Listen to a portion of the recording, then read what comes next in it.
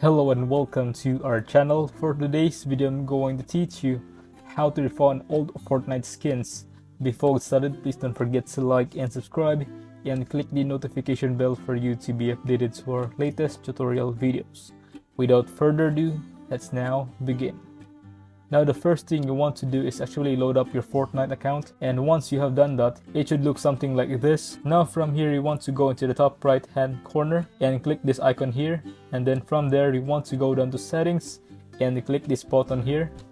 From there we can click support and refunds, and then we should be able to see this option that says return or cancel purchase. Now if you can see this or find it, don't worry because there is still another way we can find this. We'll have to back out of here and then click settings and then go all the way to the right hand side at the top here and click this icon, and then from there we can go to this recent purchases section and then click return or cancel purchase. Now as you can see with this information on the right, in case you unintentionally purchase an item with V-Bucks, you can use one of your free annual return tickets instead, but it's important to know that only items purchased within the last 30 days are eligible for returns. Consumable items such as battle pass levels, or llamas are unfortunately not returnable. So when you click on this, here you will see that you have free return tickets available if you haven't used them yet, and you'll also see a list of items that you've purchased in the last 30 days on this tab over here.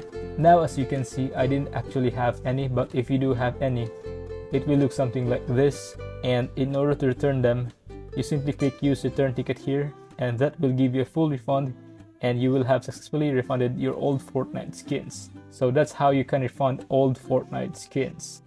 If you find this video helpful, leave a thumbs up, share to your friends, and hit the subscribe button. Thanks for watching, and I'll see you soon in the next video.